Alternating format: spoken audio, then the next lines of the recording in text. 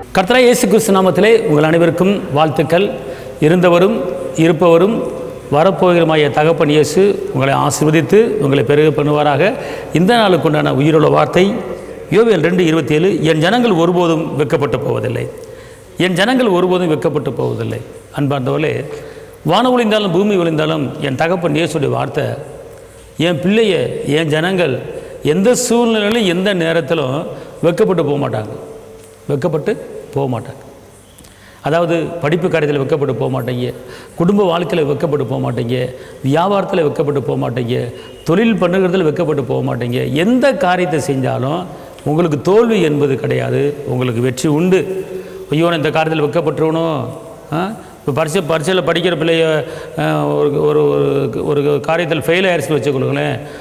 Fail ஆகிட்டு எல்லா பிள்ளைகளும் பாஸ் ஆகியிருக்கும். ஆனால் ஃபெயிலான பிள்ளை எல்லா பிள்ளைகளும் பார்க்குறதுக்கு என்ன செய்யும் தெரியுமா? வெட்கப்பட்டு அப்படியே தலை குனிஞ்சு அந்த பிள்ளைகளை பார்க்காத அளவுக்கு ஒரு வித கலக்கம் இருக்கும். பார்த்துக்கொள்ளும். காரணம் அந்த வெட்கம்.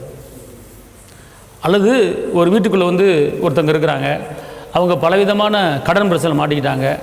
அப்போ கடன்காரை வெளியே இருந்து கத்திட்டு போவான், நீ கொடுக்க வைக்கல வட்டி கட்டல ஆய்வில் கத்திக்கிட்டு இருப்பான். எல்லாரும் பார்ப்பாங்க.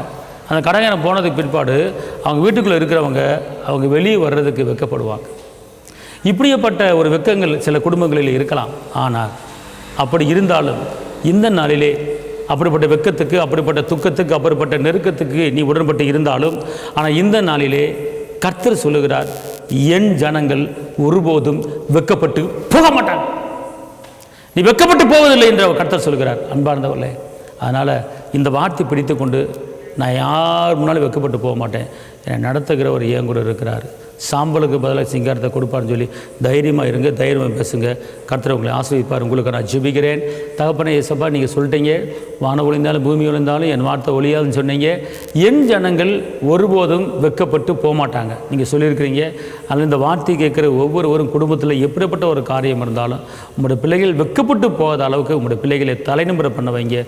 கிருபை பிள்ளை கூட இருக்கட்டும். இயேசுவின் நாமத்தில் பிதாவே, ஆமென். கர்த்தர் உங்களை ஆசீர்வதிப்பார். ஹல்லேலூயா.